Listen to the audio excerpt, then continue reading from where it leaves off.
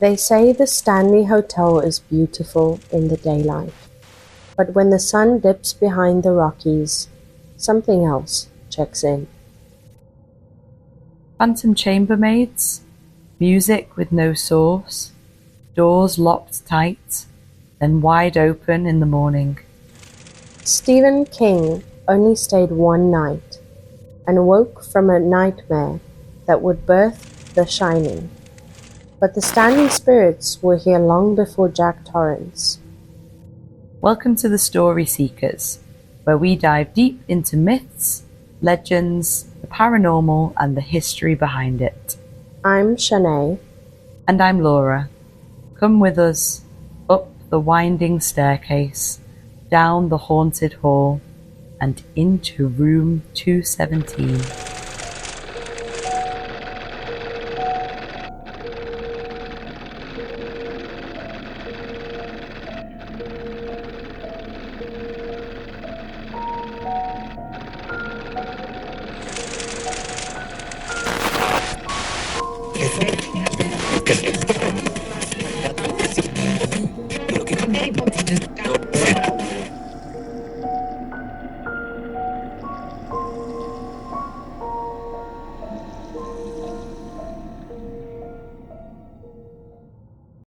I am Shanae Swart. I'm Laura Proud. And we are the Story Seekers. Usually our stories are a theme, and this week we're doing the Stanley Hotel. Yeah. What was the first time you heard of the Stanley Hotel, if you remember? Genuinely, I hadn't heard of it until I watched the movie The Shining. Ah, okay. Yeah. Okay. Possibly, maybe like a paranormal TV show. It might have come across my radar, but I don't remember. I think mine was remembering the the story. I quite like to watch, especially on YouTube, I like to watch ghost hunters, I guess. So I've seen a few, and yeah, that's when I heard of the Stanley Hotel. Yeah.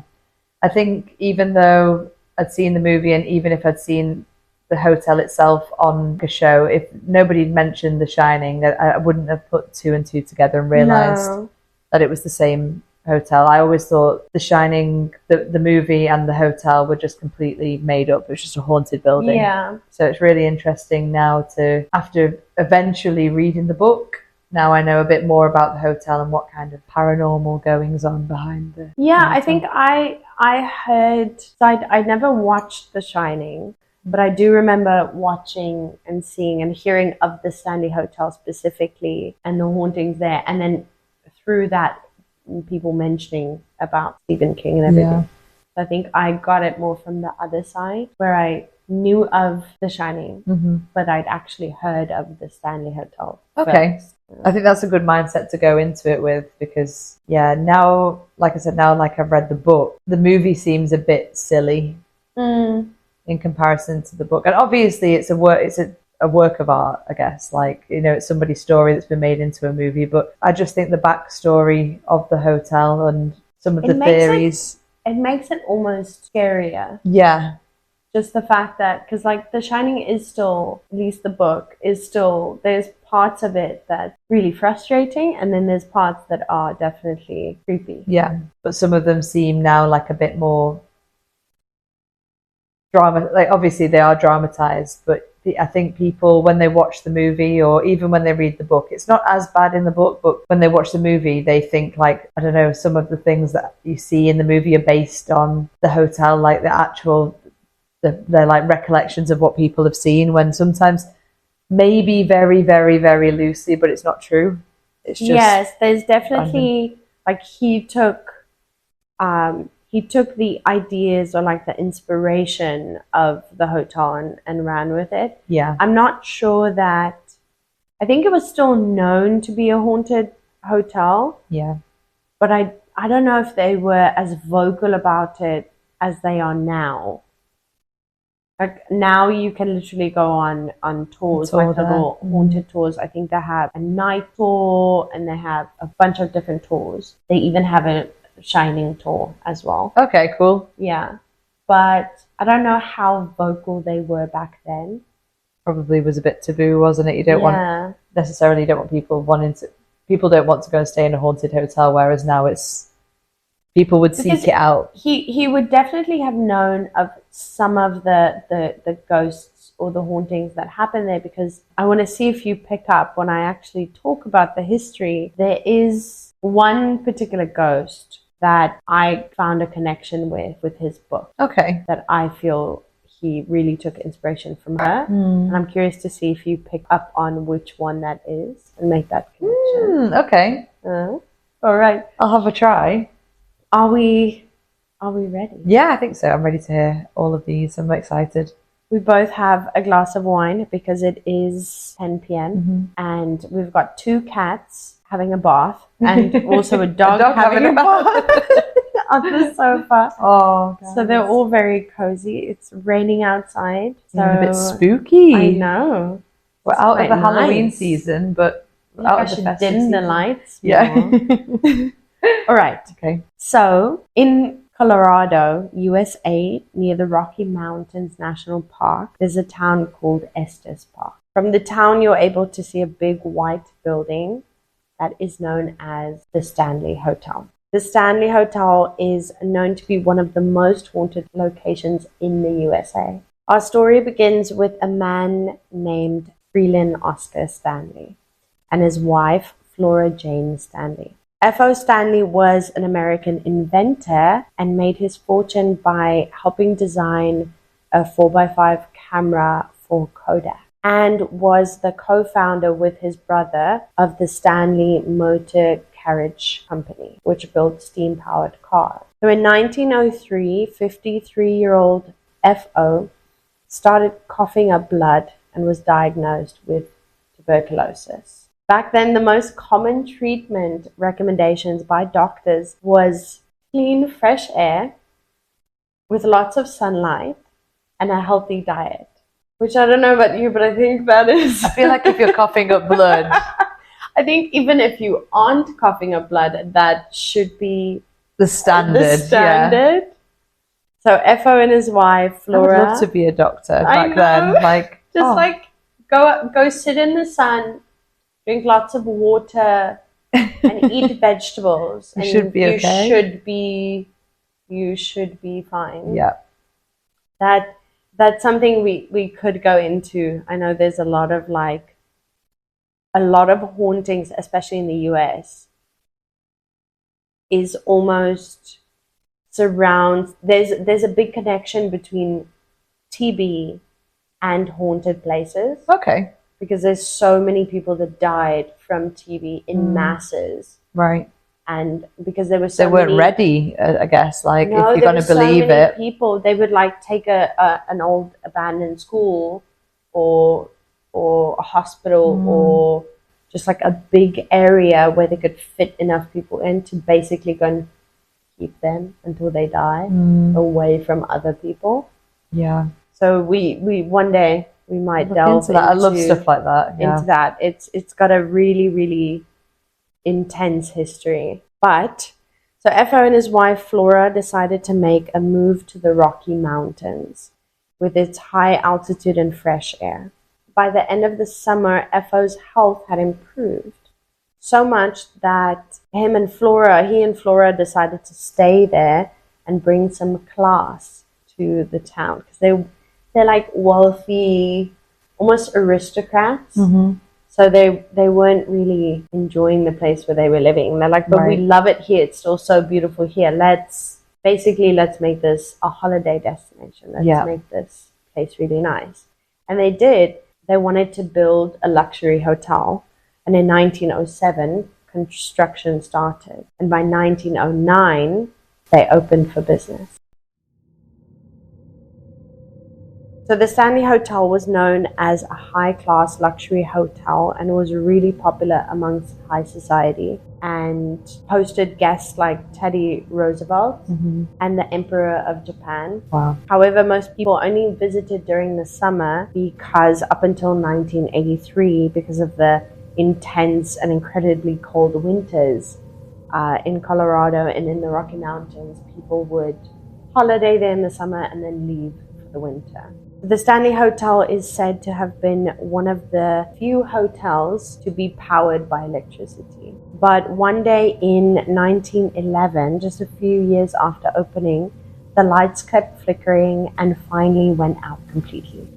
So in order to keep the hotel running, they had to install a gas lighting system. And on June 25th, a few days after installing the gas lines, I guess, a maid called Elizabeth Wilson was working in room 217 when she lit a match and immediately ignited the air around her. Unbeknownst to everyone in the hotel, there had been a gas leak. She was hurled from the second floor to the first floor. Fortunately, she survived, but she broke both of her ankles. And after she recovered, she went back and continued to work there for many more years. That's dedication. Yeah. There are said to be many unexplainable occurrences in the Stanley Hotel, which includes such things as things falling over, doors slamming shut, people feeling as if they were being touched, apparitions sitting on the foot of the bed, and even the sound of children running around and laughing, but there being nobody inside. Okay, yeah. All of the makings for like a scary, scary your setting. your classic haunting. Yeah. Yeah. One of the alleged ghosts is said to be Elizabeth Wilson herself in room 217, with people saying that their luggage was moved or even unpacked and beds being made, something that a maid would usually have tended to. While filming the movie Dumb and Dumber, Jim Carrey and Jeff Daniels stayed in room 217, and allegedly Jim left in the middle of the night and to this day still refuses to say what happened and what made him leave. Another notable guest that stayed here with his wife is the novelist Stephen King. And it's a well-known fact that while they stayed, Stephen King had a nightmare where his son was being chased down the hallway by fire hoses. And after waking up, he went outside to have a cigarette, and here is when he got the idea for The Shining. So this is all in room 217. Right, okay. So other than room 217, the fourth floor of the hotel is supposedly the most haunted.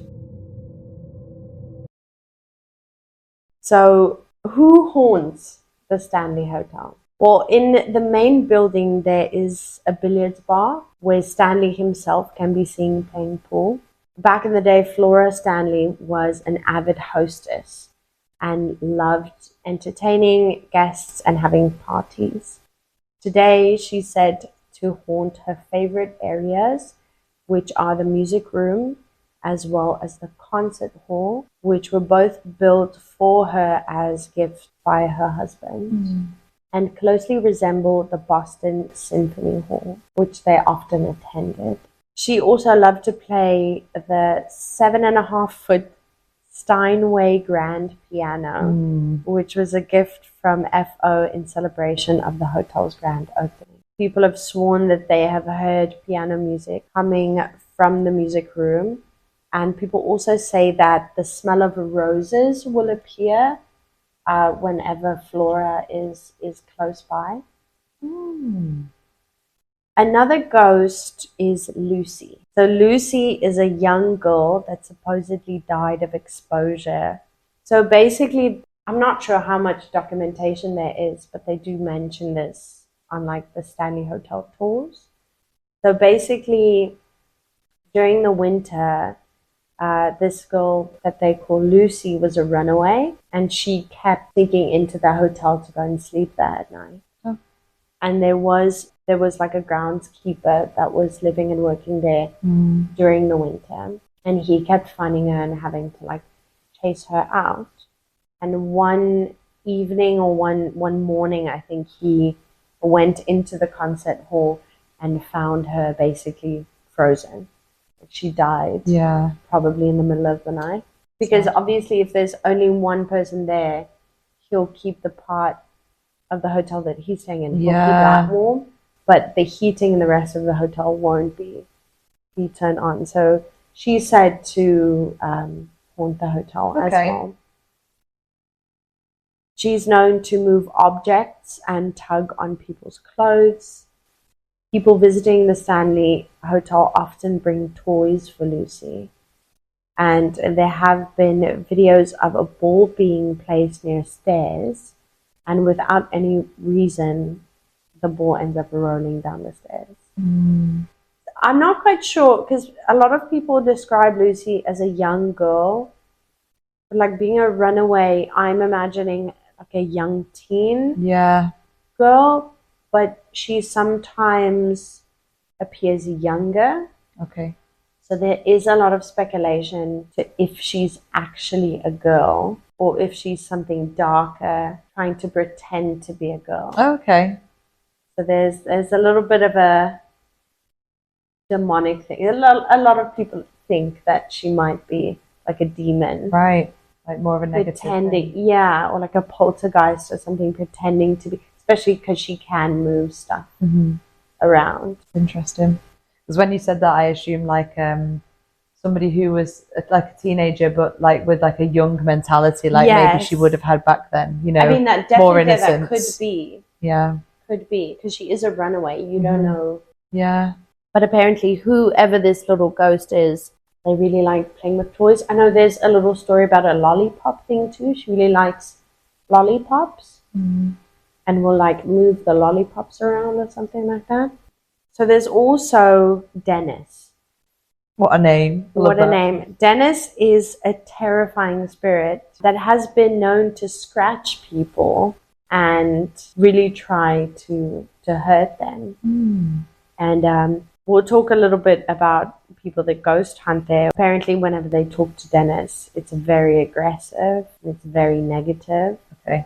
So in room 428, there is a very promiscuous cowboy that loves when women stay in the room and will sit at the foot of the bed watching them.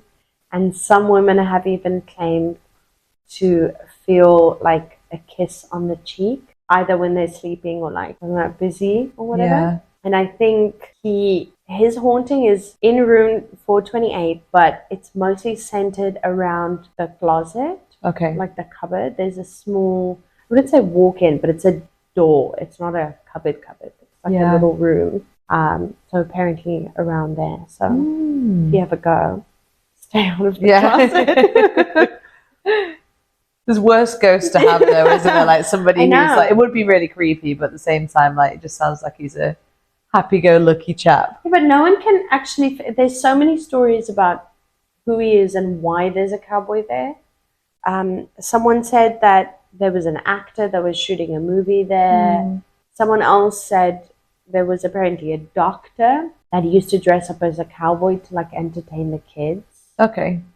So not quite sure. Yeah, not confirmed. But he does love the girls. Love the girls. Below the Stanley Hotel, there are also tunnels. So there's a tunnel system, and many of the tunnels have caved in, but the ones that are still accessible, there's a very creepy looking figure that has been seen creeping around in all the like little crevices. So if you go into, it's not like a basement, it's kind of like a basement, but everything's rock. Right. So it's like it is, you know, the mountain. Yeah, it's still part of the mountain. And It's not been built. Yeah, and it's the whole hotel sits on top of this.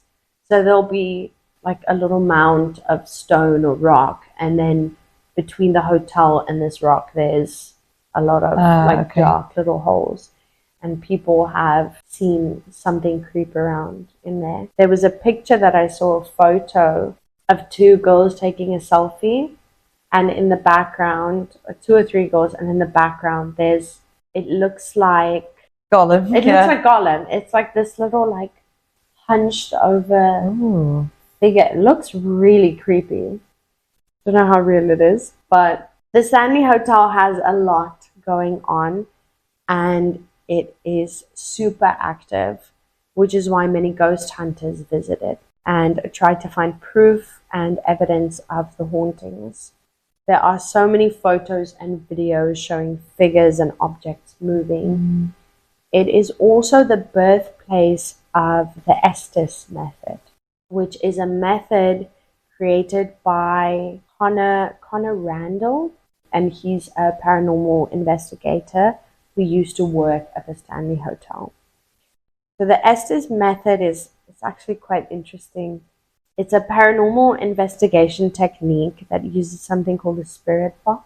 Have you ever heard of a spirit box? So a spirit box is basically an old school like little radio. Okay. That constantly scans through radio frequencies. So it'll pick up a frequency and then just skip to the next one, but constantly. So it literally, if you listen to it, it goes and you'll hear a few words, like a sentence or a bit of a song come through. Is that just because it needs to pick up as many as possible? Like, yeah. So this one is, I'm guessing it's made to just skip through it. Right. All. Okay. It's not made to like pick up I don't on know if you remember it, but like radios used to do that if you're like looking for a station to connect to it. So they use this box that they call the spirit box, connected with headphones. And the method also involves sensory deprivation. So you'll have a blindfold on and you'll have the headphones on with the volume cranked up, and the person is meant to sit and almost meditate, like just kind of clear your mind and start listening to whatever does come through. And supposedly the spirits can manipulate the frequency and pick out words that they want to say. And what a lot of people find very believable in this method is the fact that the person can't hear the questions, but they're getting like responsive answers back. But they're getting sometimes, and I've seen a few of these videos. I'm like, that sounds pretty fucking accurate. Yeah. Like you get like an answer. It might be a short worded answer, but it'll be weird. That's really interesting, though. I don't know. Would And you do it? Yeah, I think I would. Yeah. Because it's a different way of communicating, but it's technically, I would say, on the same grounds as like a Ouija board. Yeah. Like you're opening something up. You're opening something up. You're like opening yourself up to communicate. I think I would. I think that would be really interesting. And then to finish it and then have maybe some of the questions and answers linking up. So the Stanley Hotel has more than 13 known spirits, and you'd wonder why this place is so appealing. Well, one of the reasons might be because the Stanley Hotel is built on top of a huge deposit of limestone quartz, which is associated with grounding spiritually, communication with the divine, and believed to store information about the past. So when you were talking about the different ghosts, I feel like there are so. At first, I didn't think any of them would match up, but I feel like a lot of them do to the book in a loose way. Yes, for me, especially the maid in 217, that the room that Stephen King stayed in, because of the woman in the bathtub. Yeah, and then the bit like where you said like the creature in the tunnels, the bit where Danny is kind of outside and he can sense something. He says, "I don't know whether it's human." Yeah, I don't know whether it was human or not, but he could just feel it watching him. Yeah, and then the girl who keeps asking him to come and play with her, and like. But one of the other reasons are thought to be because of Flora Stanley. So Flora, I mentioned before that she was like an avid hostess. She loved to entertain, and she really believed in the afterlife and spirituality and stuff. So she would actually hold seances in the hotel. And it was like quite a common occurrence for her to, like the girls' night once a month, she'll have a little seance, which was really popular in the 1900s. Like people loved seances. It's quite the party starter, isn't it? Yeah. Like if you want to do something like that. Imagine all these rich, high society ladies bored. Yeah, bored, ready to do like a Ouija board, having a wine. Yeah. It's like, let's have a seance. Yeah, that would explain a lot. That's really interesting. I wish I was there. Yeah. Do I know? But like, yes. Yeah.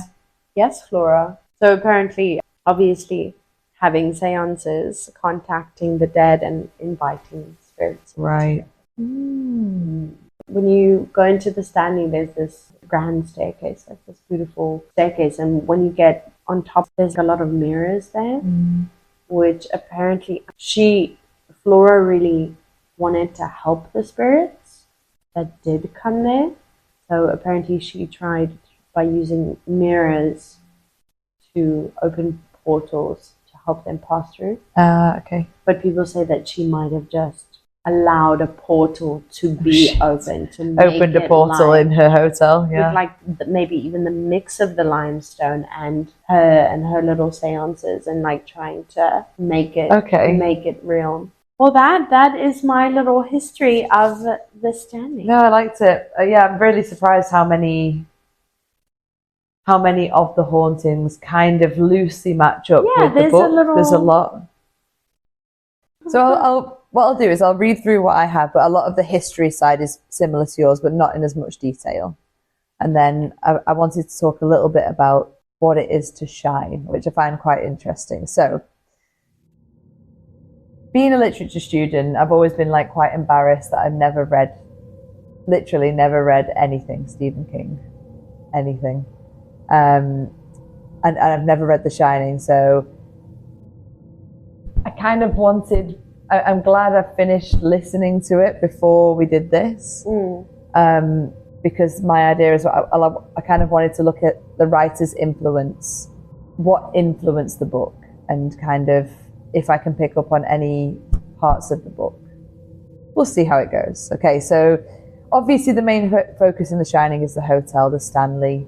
It's got like this huge looming presence that we spoke about, and when you mentioned Flora and the way the hotel was designed, it was always going to be a really extravagant hotel. Even when we look at the way the movie's shot, like the movie emphasizes the hotel. It's all about the hotel and how it dominates the whole story, which it should do. So, yeah, the history. I mentioned the twins, Freeland Oscar and Francis Edgar. They were born in Maine, and something I wanted to mention, aside from the history that you brought up, is that both brothers were brought up with an instilled sense of education, and they wanted to be entrepreneurs. This is Stanley and his brother. F.O. and his brother, yeah. Okay. Needless to say, both boys went on to accomplish great things, opening various companies and becoming increasingly wealthy. So the next venture for the brother F.O. Stanley was the purchase of the hotel in 1903. He'd suffered with TB, and upon a doctor's orders, he was advised to go and indulge in the crisp, clean air of Colorado.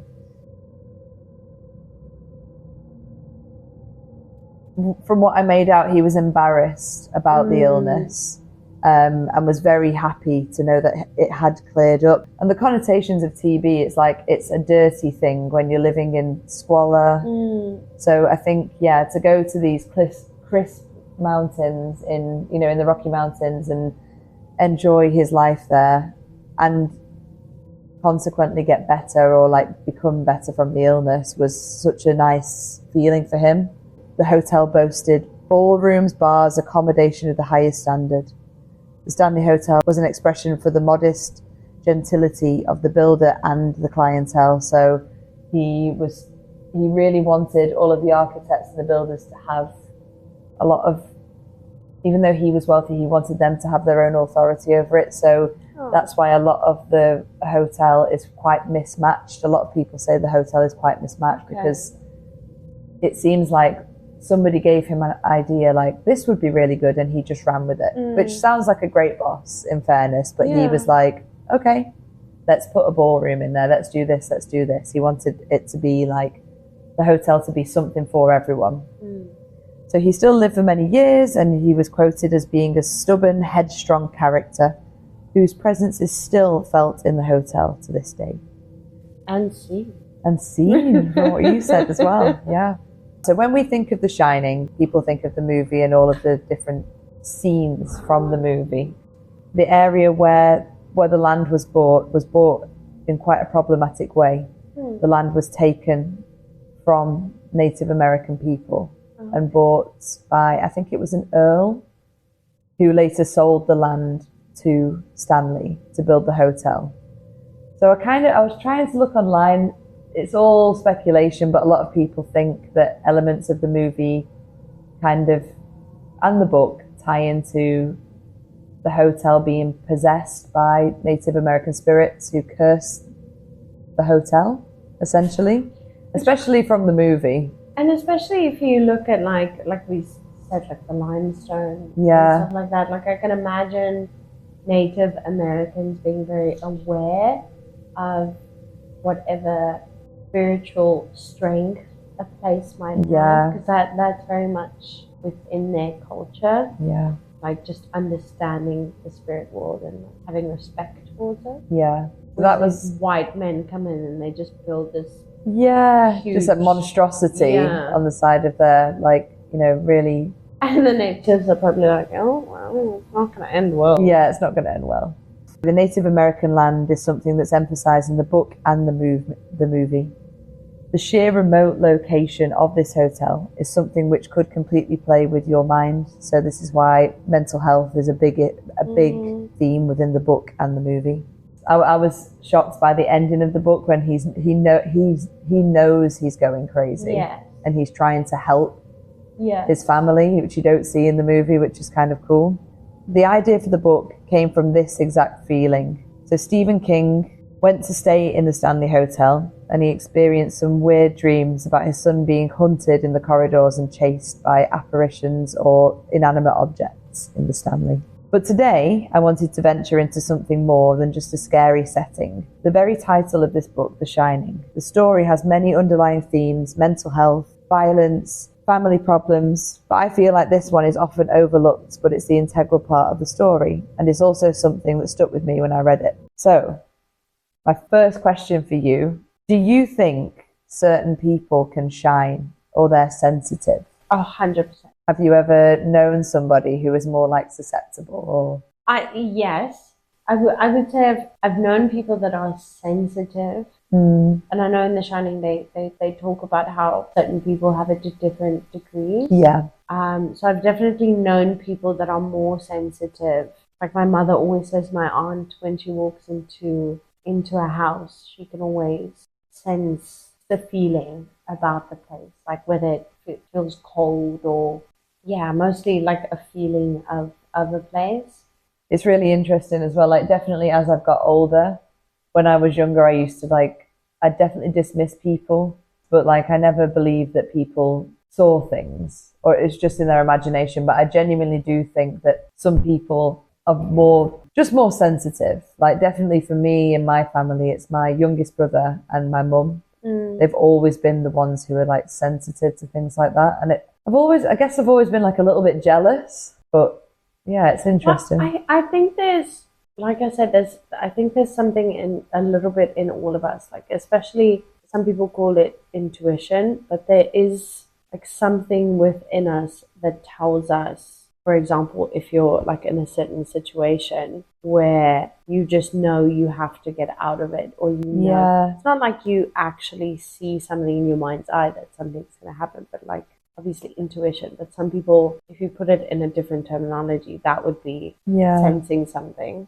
Stephen King himself has openly said, when asked what The Shining is, because it's featured in different ways in a lot of his books, Stephen King said, The Shining is a heightened intuition which allows people to see beyond the physical world. So whether that could be a vision of something terrible happened like it is in The Shining, or a good sense of danger or foresight like in It. The kids know they shouldn't go certain places, and one child in particular doesn't, because he knows something bad's there. Even though he doesn't see anything at first, he knows something bad's there. I think, psychic abilities, it ties nicely back to the foundations of the book. Do you think there's a possibility Stephen King could shine just a little?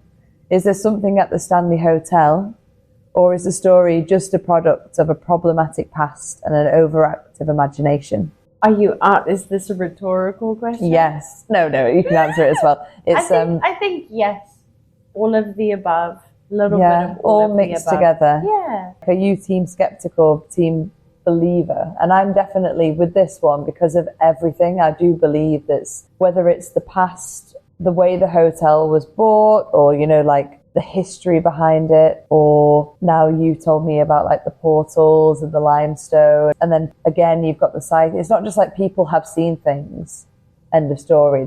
Like there's so much history and stuff behind it. It's hard not to believe. I'm kind of one of those people where I'm quite happy to sit on the fence and believe in both at the same time. It's nice not to know sometimes. Yeah, just sit in the middle of it. Just be like, this is fun.